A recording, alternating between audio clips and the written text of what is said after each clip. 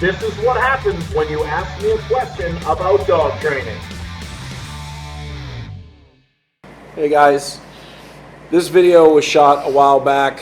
My apprentice, Stephanie, asked me what I thought about praise and reward.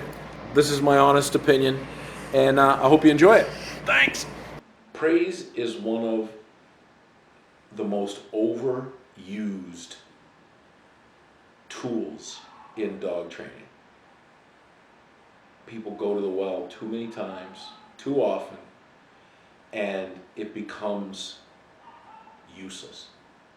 Useless. And people don't understand that because we're in a positive society of dog training now. You know, everything's purely positive. Yeah. So that you thought people would get the view of me that it's not, that I don't praise or I don't use food in Yeah. training. Yeah. That's Yeah. not true. I do use praise and I do use food, and you've seen me do both, yes? Mm-hmm. First of all, praise is a human marker. It is not a canine marker.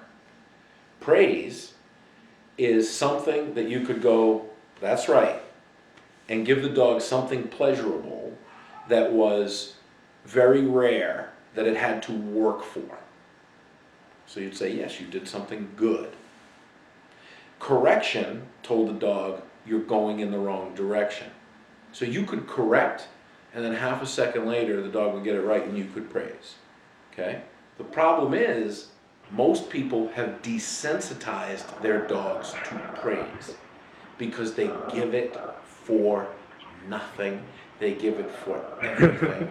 They give it while the dog's sleeping. He gets mad, They give it man. You while gotta the pet dog's him grooming. at all They times. give it while the dog's licking its groin.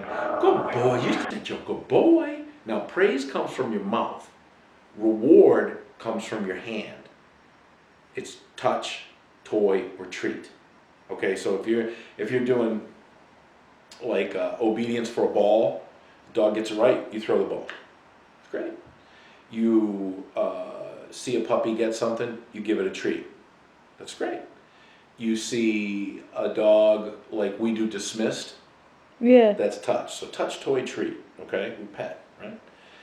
People are giving the toys, giving the treats, and giving the touch. They're giving the 3 T's away all the time. Taking a video? No. I heard the click.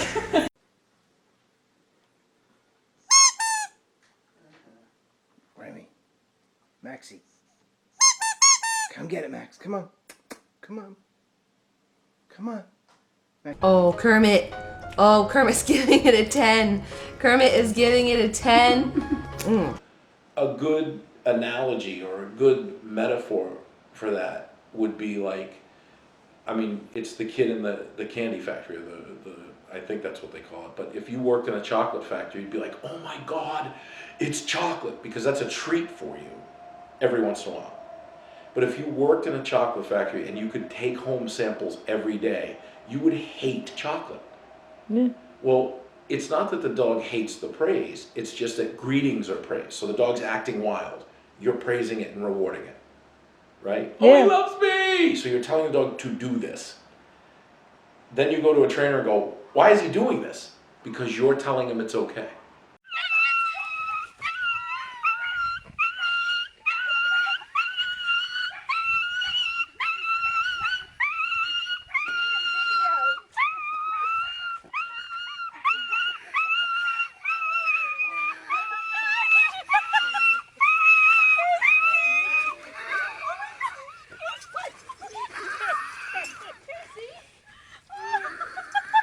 Is she okay, by the way?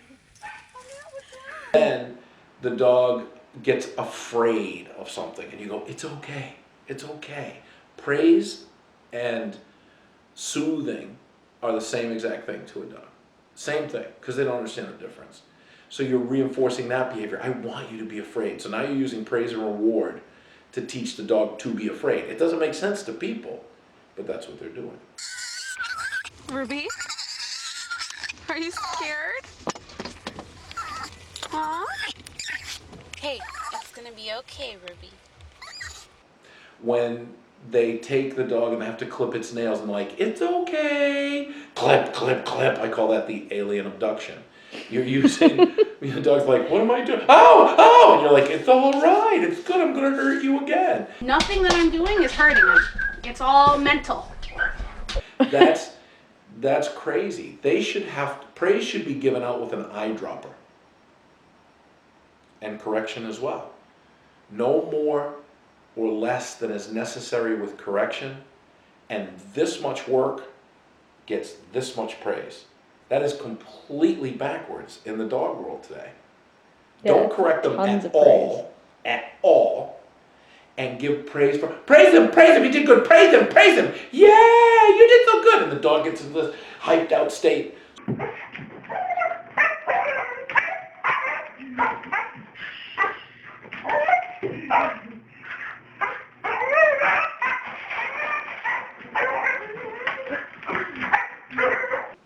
That's the relationship that the dog has to do a job for you to get this much praise. It's Babe, the movie Babe with the pig. Yeah. That'll do, pig. That'll do. That'll do, pig. That'll do.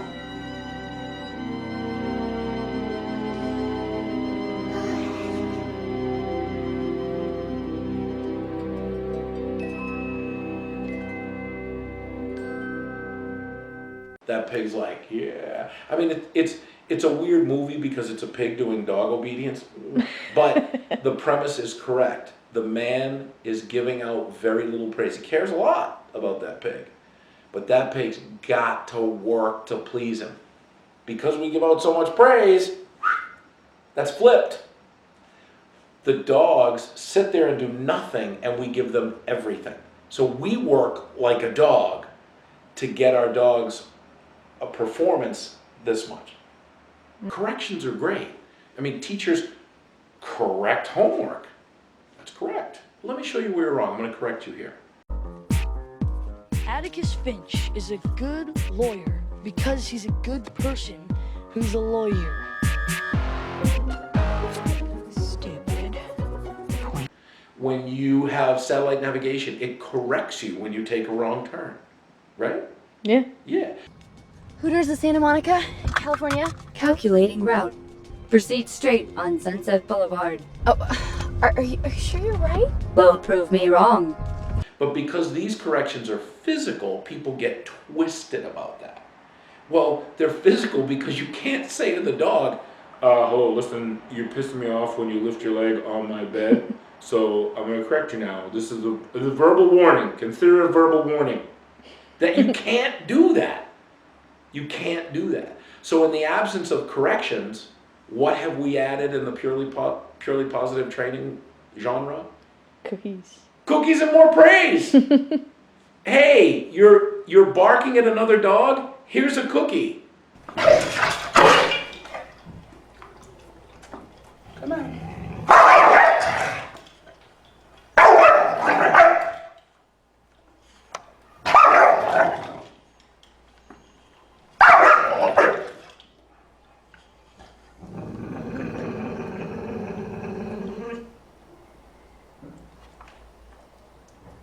Good boy.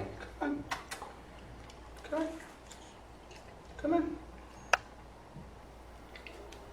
Good boy. What? That's crazy. That's bringing a positive reinforcer into a negative action. So in effect, praising, rewarding a negative behavior. It's going to continue. That's the opposite of the purely positive is the purely negative. They're rare. And people go, not as rare as you think. Yeah, they are. They're very rare. And usually it happens in bursts of ego, typically men, sometimes women, when they get embarrassed, when they get frustrated, when they get any of what we would call the negative emotions, it transfers into it transfers into the dog. So think of it this way. So if you're a guy and you're like, this nail won't go in, you get a bigger hammer. You get a bigger hammer and the nail won't go in, you're like, you mother, and you start hitting that thing.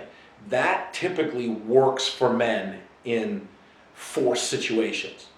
So that becomes the norm across the board. If it's working for this nail and this hammer, if it works because I have to lift something, then it's going to work with this dog.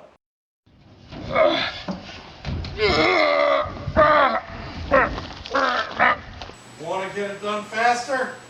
Get a bigger hammer. Well, the difference is the nail doesn't think, the thing you're lifting doesn't think, the dog does, and you're betraying trust. So when you use negative to just punish or become punitive with the dog, revenge, like someone comes home and they see shit on the floor and then they like prong the hell out of the dog and bring its nose over to it, that's not going to do anything. So the negative part of it is all the negative emotions, and the purely positive part is the misguided positive emotions. Not teaching, which is in the middle. When someone's angry, their ego's bruised, they're embarrassed, they are not teaching. They are no longer teaching. They are now punishing. When someone's avoiding using negative reinforcement, it's not even negative reinforcement, is it? Negative reinforcement would be like down, down, down, down, down. That's reinforcing. The people who are using corrections with negative emotions are pissed off or embarrassed or just frustrated to death, and that's typically male. There are females that do it, but it's typically male.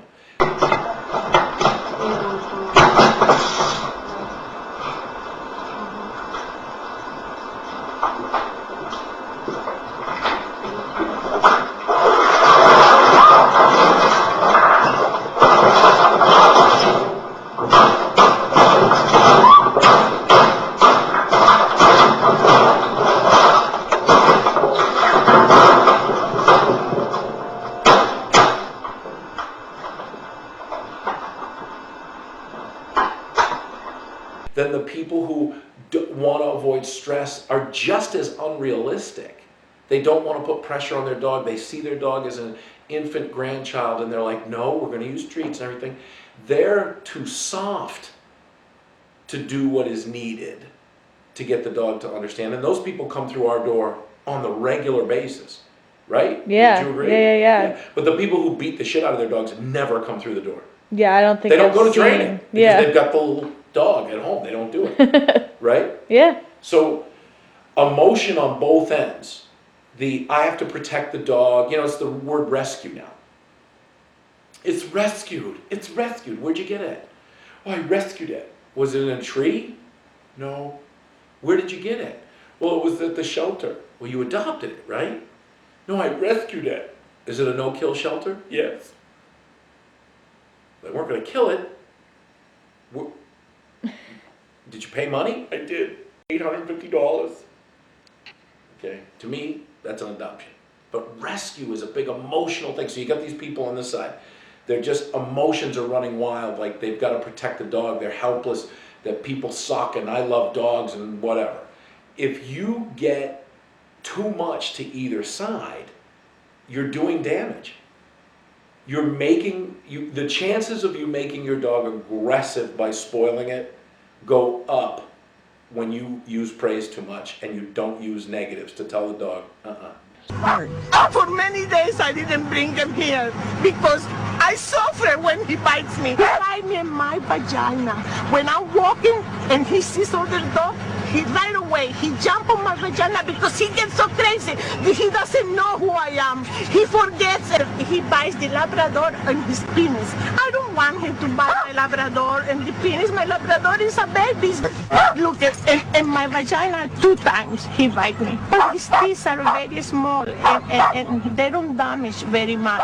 They pink. So the chances of you creating a biting monster go up when you use too much praise and you don't use correction. Or what people do is they'll talk a good game and they'll go, oh, I use only positive reinforcement. Yeah, but when they get home and they get a couple of glasses of sangria out of them and the dog pisses them off, they're like, I said get the fuck over there now! And then we call that mommy's been drinking. Yeah. So the dog's like, what is it? It was so positive a minute ago. Yeah, you're trying to teach the lesson. And so many people are attached to the outcome instead of the lesson. You get someone, I saw it today in an evaluation, someone said to a puppy 6 months old, down! And the dog is like, swear to God, I've been on the planet 6 months, I don't understand. And he's like, you're gonna down. And I'm like, easy bud, easy, easy, easy. You're gonna down. Think about that. He's not interested in taking the opportunity to teach the dog. He's pissed that the dog won't come to the end conclusion. Do you see what I mean? Yeah. So right there, he's not teaching, he's dictating. That's what drives purely positive people crazy. Drives them crazy because they think that's what everybody who uses a correction does. And that's not true. But it's not everybody. It's not true at all, is it? Sometimes life lessons suck. With humans, we can communicate with each other verbally. We can put boundaries verbally. Don't sit there. Get over there. Do this. Give me that. Right? Yeah. You can't do that with a dog. It has to be physical. How does a dog correct another dog? They bite them. No, they lift up their ear flap and they go, listen to me. Woof, woof, woof, woof, woof, woof, woof, woof, woof, woof. It doesn't happen that way. No. So what it is, it's physical. If there's enough pressure or discomfort, you don't do it again. Nature teaches predominantly with negativity. Porcupines, skunks, snakes, toads. What happens when you pick up a toad? Depends on they the type piss of in your toad. hand.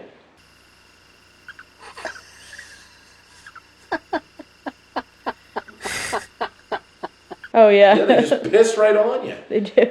That's don't tell. Yeah, and you put it down. Toad goes, well, there you go. I saw a little video online the other day of like maybe a 6 or 7 year old girl with a white cat, and she was just hitting did you it. see Yes, I saw that. She's hitting it, but she's not really getting the cat. You know, so The people cat's get all just twisted, waiting. and the cat's like, come on, come on. One more time, That girl. cat's not leaving. Did you notice that? Yeah. That cat's like, I'm gonna teach this bitch a lesson.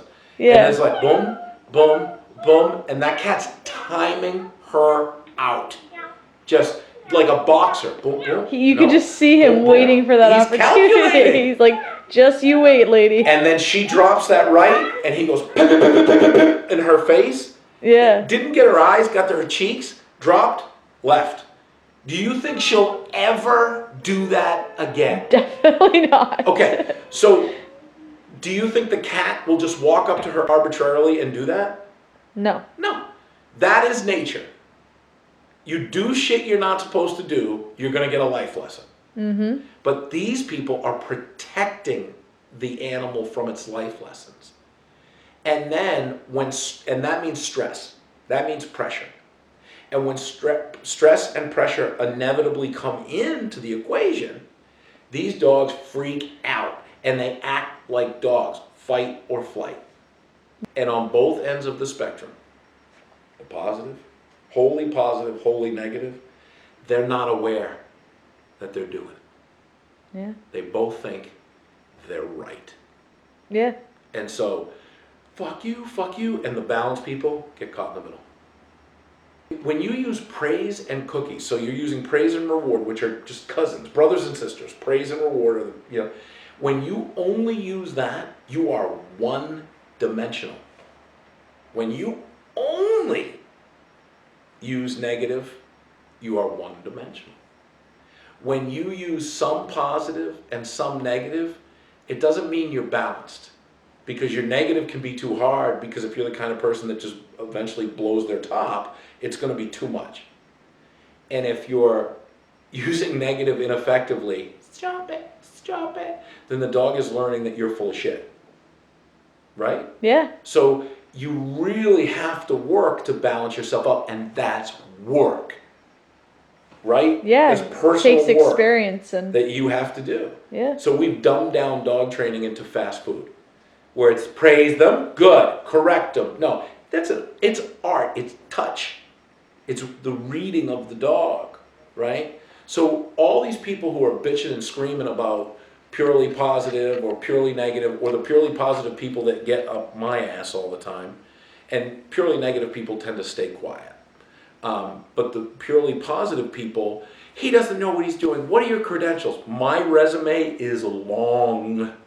Yeah, It is very, very long. I've done more. I don't know what they've done, but I would venture a guess that it's more diverse and much more than they've done. So 350, 400 years ago, Industrial Revolution changed everything. We don't really need dogs anymore. But we rode their backs to the Industrial Revolution. They were created and genetically fine-tuned to do the things we couldn't do or didn't want to do. Now, they're teddy bears. Okay? Yep. So people aren't getting dogs because they have to herd sheep. And the people who needed the job done of herding sheep, of hunting, they couldn't crush the dog because then the dog wouldn't herd. But they couldn't let the dog just run amok with the sheep because it would kill all the sheep. So they had to balance. That's gone now because the jobs are gone. When you have a want for a dog, your training's going to suck. When you have a need for a dog, your training is going to be spot on. People want to be equals with their dog. No, no, no. There is no such thing. I'm the teacher, you're the student. If that's not the case, then you can't have obedience. You cannot be equal and have obedience, because obedience means the dog has to give up what it wants to do what you say. And there's the problem with the praise again, so we've come full circle, is the dog gets everything it wants. It will never learn to give up what it wants. Why? How could you possibly learn to sacrifice, to give up what you want, when you always get what you want? That's Kim Kardashian. It is. Yeah. It is. You know? Yeah. So, I mean, I don't know if that answers your question, but that's what's in my head. I think it covers it. All right.